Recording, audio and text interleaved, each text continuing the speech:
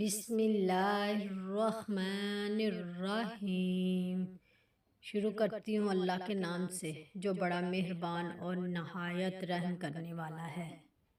حضرت ابن مسعود رضی اللہ تعالیٰ عنہ بیان کرتے ہیں، رسول اللہ صلی اللہ علیہ وآلہ وسلم نے فرمایا، شیطان ابن آدم کے دل میں خیال ڈالتا ہے اور فرشتہ بھی خیال ڈالتا ہے۔ رہا شیطان کا وسوسہ ڈالنا تو وہ شر اور حق کے جھٹلانے کا وعدہ دیتا ہے، رہا فرشتے کا خیال ڈالنا تو وہ خیر اور تصدیق حق کا وعدہ دیتا ہے۔ جو شخص اس طرح کا خیال محسوس کرے تو وہ جان لے کہ یہ اللہ کی طرف سے ہے، پس وہ اللہ کا شکر ادا کرے۔ اور جو شخص دوسرا خیال پائے تو وہ شیطان مردود سے اللہ کی پناہ طلب کرے۔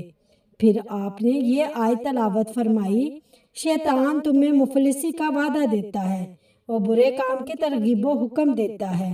مشکوٰۃ المصابیح حدیث نمبر 72۔ حضرت عائشہ رضی اللہ تعالیٰ عنہا بیان کرتی ہے، رسول اللہ صلی اللہ علیہ وآلہ وسلم کو ایک انصاری بچے کے جنازے کی دعوت دی گئی تو میں نے کہا، اللہ کے رسول، جنت کی اس چڑیا کے لیے بشارت ہے، اس نے کوئی برائی کی نہ اس کا وقت پایا۔ آپ صلی اللہ علیہ وآلہ وسلم نے فرمایا، عائشہ، کیا اس کے علاوہ کوئی بات ہے؟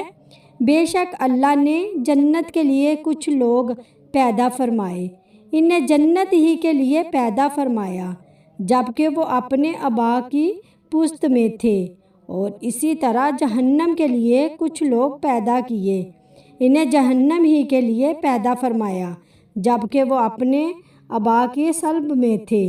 مشکوٰۃ المصابیح حدیث نمبر 84۔